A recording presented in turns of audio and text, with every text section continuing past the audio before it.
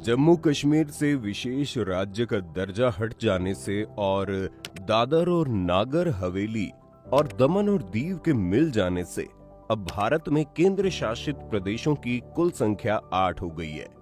इसलिए आज हम आपको इन्हीं 8 में से एक केंद्र शासित प्रदेश के बारे में बताने जा रहे हैं, जिसके बारे में कहा जाता है वहां भारतीय अधिकारी और पुलिस के पहुंचने में अगर थोड़ी सी भी देरी हो जाती हो, उस पर पाकिस्तान का कब्जा हो जाता और शायद वो कभी भारत का अभिन्न अंग नहीं बन पाता। अब इतना सुनने के बाद आप सोच रहे होंगे कि जरूर मैं जम्मू और कश्मीर राज्य के बारे में बात करने वाला हूँ। तो दोस्तों, आप गलत सोच रहे हो। दरअसल आज हम इस इम्पोर्टेंट वीडियो में किसी और यूनियन टेरिटरी के बारे में बात करने वाले हैं, जिसके बारे में जानना आपको बेहद जरूरी है। तो चलिए बिना देरी किए वीडियो को यहीं से शुरू करते हैं। दोस्तों, हम भारत के जिन 8 में से एक केंद्र शासित प्रदेश के बारे में बात करने वाले हैं, उसका नाम है लक्षद्वीप, जो दक्षिण पश्चिम तट से 200 से 440 किलोमीटर या यूं कहें 120 से 270 मील दूर लक्षद्वीप सागर में स्थित है। इन द्वीपों को लक्काद्वीप, मिनिकॉय, अमीनी दीवी द्वीप के नाम से भी जाना जाता था। ये द्वीप समूह भारत का केंद्र शासित प्रदेश होने के साथ साथ एक जिला भी है।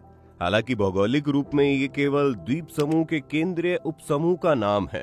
और आपकी जानकारी के लिए बता दें कि ये द्वीप समूह भारत का सबसे छोटा केंद्र शासित प्रदेश भी है। इसका कुल सरफेस लैंड क्षेत्रफल सिर्फ 32 वर्ग किलोमीटर यानी कि 12 वर्ग मील है। वहीं इसका समुद्री जल क्षेत्र 20,000 वर्ग किलोमीटर या 7,700 वर्ग मील है। और सबसे इम्पोर्टेंट बात, इसका विशेष आर्थिक क्षेत्र यानी कि जल और थल को मिलाकर देखें तो ये लगभग 4 लाख वर्ग किलोमीटर यानी कि 1.5 लाख वर्ग मील में फैला हुआ है। बता दें कि ये सभी क्षेत्र कुल 10 उपखंडों के साथ मिलकर एक भारतीय जनपद की रचना करते हैं। वहीं इस आइलैंड पर लक्षद्वीप, मालदीव और चागोस समूह सभी ऊपरी पार्ट के अंतर्गत आते हैं, जहां एक विशाल समुद्र मग्न पर्वत श्रृंखला चागोस लक्षद्वीप प्रवाल भित्ति के नाम भी रचना करते हैं। लेकिन इसके अगर इतिहास के पन्ने पलटें तो मालूम पड़ेगा द्वीपों पर कोई आदिवासी आबादी नहीं है। इसलिए विशेषज्ञ इन द्वीपों पर मानव के बसने का अलग अलग इतिहास सुझाते हैं।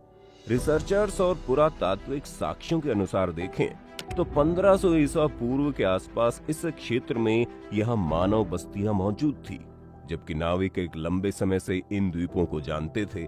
और इसका संकेत 6ठी ईसा पूर्व शताब्दी की बौद्ध जातक कथाओं में भी किया गया है।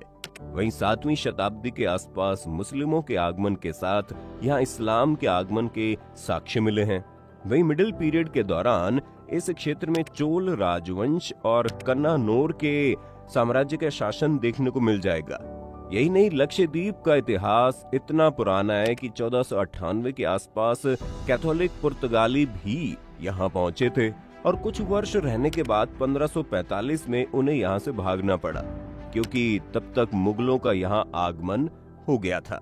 इसलिए इस क्षेत्र पर तब मुगल शासकों का आधिपत्य हो गया। जैसे कि टीपू सुल्तान का इस द्वीप पर एक लंबा शासन रहा दिखता है। तब के समय में मुगल भी इस द्वीप के कितने करीब थे।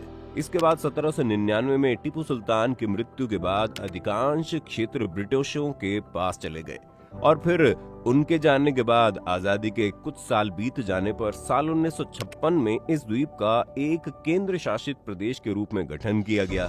लक्षद्वीप के बारे में क्या जानते हैं आप? सबसे पहले इसे जान लीजिए। दोस्तों, लक्षद्वीप 26 द्वीपों का एक समूह है। इसके अलावा ये अपने विदेशी पर्यटकों को लुभाने और समुद्र तटों पर हरे भरे लैंडस्केप के लिए जाना जाता है। इस आइलैंड पर 1 लाख द्वीप नाम का अनोखा द्वीप भी है, जिसे टूरिस्ट हजारों की संख्या में हर साल देखने आते हैं। बता दें, आइलैंड भारत का सबसे छोटा संघ राज्य क्षेत्र है, यानी यूनियन टेरिटरी है। इसमें 12 एटोल, 3 रीफ, 5 जलमग्न बैंक और 10 बसे हुए द्वीप भी है जहां लोग रहते हैं। अब देखा जाए तो द्वीपों में टोटल 32 वर्ग किलोमीटर शामिल है, जिनकी राजधानी कवरत्ती है। पहले लक्षद्वीप को लक्काद्वीप के नाम से भी जाना जाता था। 1956 में भारत सरकार ने यहाँ मौजूद सभी द्वीपों को मिलाकर केंद्र शासित प्रदेश बना दिया। इसके बाद 1973 में लक्काद्वीप, मिनिकॉय और अमीन दीवी द्वीप समूह का नाम लक्षद्वीप कर दिया गया। तब से लेकर आज तक इस द्वीप समूह का यही नाम है। यहाँ की आबादी जनगणना 2011 के अनुसार 64,473 है, जबकि यहाँ की साक्षरता दर 91.82% है। अब दोस्तों, इतनी खूबसूरत यूनियन टेरिटरी होने के नाते इसकी सुरक्षा और जवाबदेही सिर्फ और सिर्फ भारत की थी, क्योंकि भारत का ये अभिन्न अंग था। लेकिन ऐसा क्या हो गया था आजादी के बाद जब दुश्मन मुल्क पाकिस्तान ने इसे हथियाने की कोशिश की थी? आइए जानते हैं। बात 1947 की है, जब आजादी के बाद भारत और पाकिस्तान का बंटवारा हुआ था। उस समय लक्षद्वीप पर दोनों देशों में से किसी का भी अधिकार नहीं था। कहते हैं अगस्त 1947 के आखिर में पाकिस्तान के तत्कालीन प्रधानमंत्री लियाकत अली खान ने सोचा कि लक्षद्वीप मुस्लिम बहुल इलाका है और अब तक भारत ने इस पर अपना दावा भी नहीं किया है, तो क्यों ना इसे अपने अधिकार में ले लिया जाए।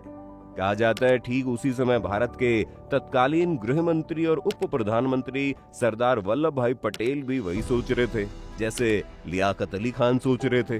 हालांकि उस समय तक दोनों ही देश असमंजस की स्थिति में थे, क्योंकि दोनों में से किसी को यह नहीं पता था कि किसी ने उस पर कब्जा कर लिया है या नहीं। उसी असमंजस की स्थिति में पाकिस्तान ने अपना एक युद्धपोत लक्षद्वीप के लिए भेज दिया। ऐसे में भारत में भी उन दिनों खलबली सी मच गई और सबको ये बात पता चल गई कि पाक आर्मी ने अपना एक लड़ाकू युद्धपोत भेज दिया। इसलिए तत्कालीन गृह मंत्री पटेल भी फौरन हरकत में आते हुए उस निष्कर्ष पर पहुंच गए कि लक्षद्वीप को किसी भी हालत में पाकिस्तान के कब्जे में नहीं जाने देंगे। इसलिए उन्होंने त्रावणकोर में रह रहे राजस्व कलेक्टर को निर्देश दिया कि वो तुरंत पुलिस टीम के साथ जाएं और लक्षद्वीप पर भारतीय तिरंगा लहरा दे, ताकि पाकिस्तानियों को पता चले कि ये इलाका भारत का है और वैसे लेना तो दूर की बात है, वहां जा भी नहीं सकते। इधर आदेश सुनते राजस्व कलेक्टर भी तुरंत आनन फानन में लक्षद्वीप पहुंचे। वहां उन्होंने आओ देखा ना ताओ तुरंत भारतीय झंडा जमीन में गाड़ कर लहरा दिया। ऐसे में इतिहासकार कहते हैं कि इसके कुछ ही देर बाद पाकिस्तानी युद्धपोत वहां पहुंचा, लेकिन भारतीय झंडा देखकर वो दबे पांव फिर वापस लौट गए। इस तरीके से तब से लेकर आज तक ये द्वीप भारत का ही अभिन्न अंग है। अब ये ध्यान से इसमें ये समझने वाली बात है कि अगर सरदार पटेल न होते तो क्या होता। शायद इसलिए लोग इन्हें आज भी लौह पुरुष के नाम से जानते हैं और उन्हीं की याद में हम सब यूनिटी डे भी मनाते हैं। और उन्होंने समूचे देश को एक सूत्र में बांधने की कोशिश की थी, इसलिए 31 अक्टूबर को यूनिटी डे मानते हैं और सरदार पटेल को याद करते हैं। कितनी है जनसंख्या? अगर जनसंख्या की बात करें तो 2011 के विवरण के अनुसार लक्षद्वीप की जनसंख्या 64,000 है, जो 2001 की जनगणना में 60,000 की आबादी से बड़ी है। 2011 की जनगणना के अनुसार लक्षद्वीप की कुल आबादी 64,473 है, जिसमें से पुरुष और महिला क्रमशः 33,123 और 31,350 है। वहीं कहा जाता है कि यहाँ की आबादी मुस्लिम बहुल वाला इलाका है। अपराध भी कम। लक्षद्वीप देश में सबसे छोटा है, इसलिए पुलिस बल भी बहुत छोटा है। साथ ही यहाँ अपराध दर भी बहुत कम है। पुलिस स्टेशन पर चोरी, अतिक्रमण, दंगों, ट्रस्ट आदि के आपराधिक उल्लंघन के मामलों की सूचना दी जाती है। यहाँ जघन्य अपराध दुर्लभ है। लक्षद्वीप के आधिकारिक सरकारी वेबसाइट के अनुसार अभी तक हत्या के 3 मामले दर्ज किए गए हैं। वहीं अपने खूबसूरती को समेटे हुए राजधानी कवरत्ती के अलावा दोस्तों यहाँ एक और शहर बहुत ही फेमस है, जिसका नाम यूटी है। वास्तव में अगर आप प्राकृतिक सौंदर्य के देखने के शौकीन हैं, तो यहाँ रेतीले समुद्री तट, वनस्पतियां और जीवों की बहुतायत संख्या और हरे घास के मैदान यहाँ की परंपरा बाकी की दुनिया से अलग करती है। ऐसे में देखा जाए तो यही बात लक्षद्वीप की खूबसूरती को और आगे बढ़ाती है। पिछले कुछ वर्षों में पर्यटकों की संख्या में वृद्धि होने के कारण लक्षद्वीप के द्वीपों की पाक संस्कृति प्रभावित हुई है। आज आगंतुकों की इच्छाओं को ध्यान में रखते हुए रेस्तरां और अन्य भोजनालय कोरियाई और महाद्वीपीय विशेषताओं की एक विस्तृत श्रृंखला भी प्रस्तुत करते हैं। उत्तम स्वाद, ताजगी और भारतीय फसलों में पकाए गए लक्षद्वीप के ये व्यंजन अद्वितीय है। वास्तव में द्वीप समूह समुद्री भोजन प्रेमियों के लिए स्वर्ग है। तो दोस्तों, ये थी भारत के सबसे अद्भुत और बेहतरीन यूनियन टेरिटरी के बारे में जानकारी और इसके इतिहास पर एक रोचक वीडियो। आपको कैसी लगी हमें कमेंट सेक्शन में बताना जरूर, और साथ ही चैनल को लाइक और सब्सक्राइब करना बिल्कुल मत भूलना। धन्यवाद।